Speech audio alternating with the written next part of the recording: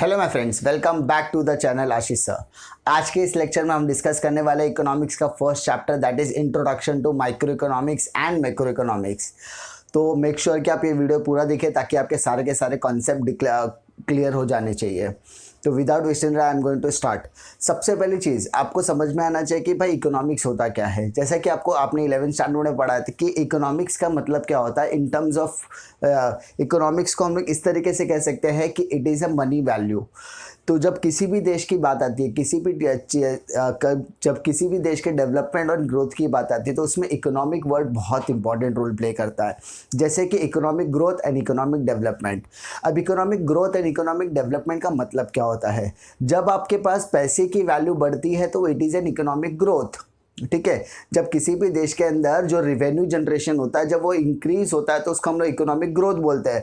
लेकिन उस economic growth का जब हम यूटिलाइजेशन करते हैं इंफ्रास्ट्रक्चर फैसिलिटीज़ को डेवलप करने में तो वो इकोनॉमिक डेवलपमेंट बन जाता है। तो हमें ये दोनों चीज़ें क्या करना पड़ता है, ग्राउंड लेवल पे काम करना पड़ता है। लेकिन जब हम बात आती है कि जब हम किसी भी चीज़ की एनालिसिस करने के लिए बैठते हैं तो हमें एनालिसिस दो लेवल पे करना होता है। एक होता है माइक्रो लेवल एंड दूसरा होता है मैक्रो लेवल। अब बोलोगे सर ये माइक्रो एंड मैक्रो लेवल है क्या।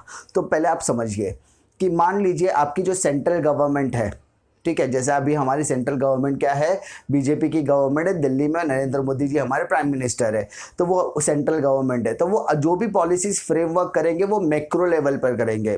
ठीक है, उन्होंने जनधन योजना बनाई है, उन्होंने उज्ज्वला योजना बनाई है, तो उन्होंने जो पॉलिसीज बनाने का काम किया है वो मैक्रो लेवल पे किया है। लेकिन उसका इम्प्लीमेंटेशन कब होगा, माइक्रो लेवल यानी छोटे लेवल पे होगा।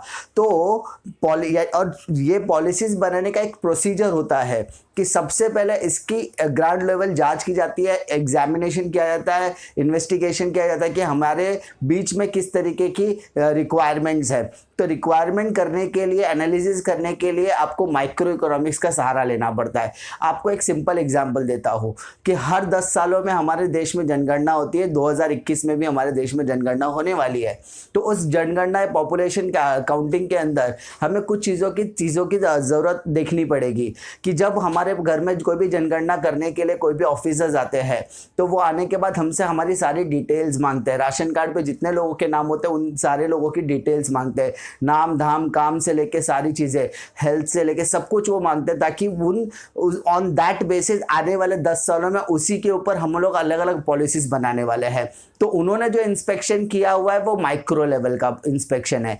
और जब यही माइक्रो लेवल के इंस्पेक्शन जब अपनी रिपोर्ट प्रिपेयर करके हायर अथॉरिटीज के पास भेजते हैं तो हायर अथॉरिटीज इन इन्वेस्टिगेशंस के ऊपर, इनकी जांच पड़ताल के ऊपर, इनकी स्टडीज को लेकर जो पॉलिसीज फ्रेमवर्क करते हैं वो फ्रेमवर्क करने का काम को हम लोग बोलते हैं मैक्रो इकोनॉमिक्स।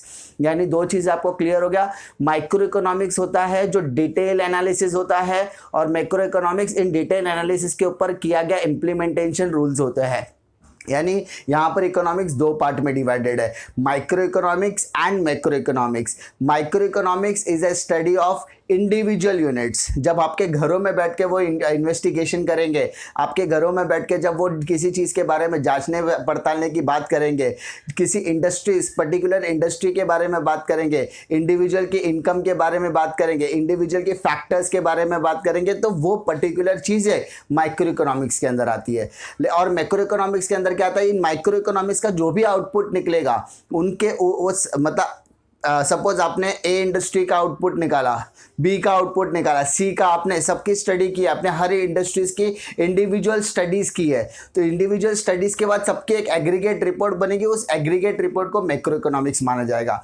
एक और एग्जांपल देता हूँ, आपके कॉलेज की स्टडी करना है तो कॉलेज की स्टडी करना मतलब मैक्रो लेवल का इम्प्लीमेंटेशन है। लेकिन मैक्रो कॉलेज के बारे में जानने के लिए आपको उसके हर एक स्टैंडर्ड से पूछना पड़े, तो हर एक standard will be the micro part of the college.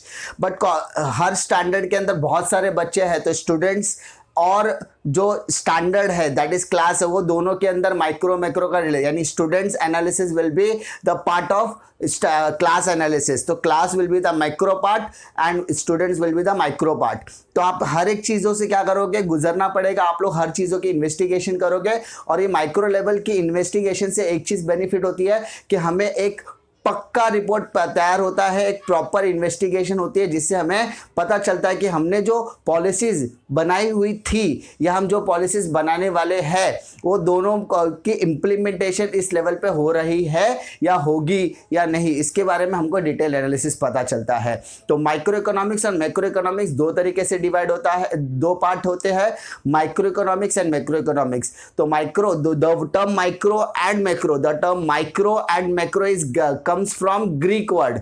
Micro और मैक्रो दोनों ही शब्द ग्रीक के शब्द से आए हुए हैं। माइक्रो जो शब्द है वो ग्रीक के माइक्रोज, MIKROS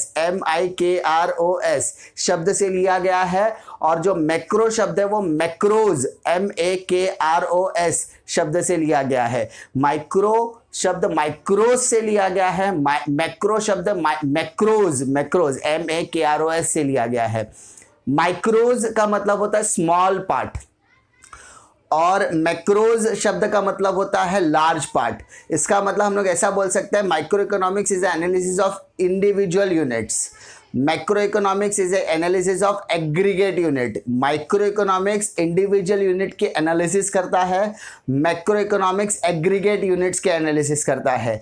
तो ये सबसे मेन डिफरेंस होता है किसी भी इकोनॉमिक्स के अंदर, micro economics and macro economics. तो ये दो इंपॉर्टेंट एस्पेक्ट है इकोनॉमिक्स को एक्सप्लेन करने के लिए। नेक्स्ट लेक्चर में हम लोग डिस्कस करेंगे माइक्रो इकोनॉमिक्स की meaning, definitions, scope and features. Next lecture का इंतजार आप लोग कीजिए। नेक्स्ट लेक्चर में हम लोग डिस्कस क्या करने वाले हमने डिस्कस किया। उम्मीद करता है कि आपको ये वीडियो पसंद आएगा। पसंद आता है तो लाइक करो, शेयर करो, सब्सक्राइब जरूर करना अगर आप इस चैनल पर पहली बार आए तो, क्योंकि सब्सक्राइब करने का पैसा नहीं लगता। इसी तरीके की इन्फॉर्मेटिव वीडियो आपको तक पहुंचती रहेगी। पूरा का पूरा 12th का सिलेबस आप तक पहुंचने वाला है। मिलता हूं मैं आपको नेक्स्ट वीडियो में, तब तक के लिए जय हिंद।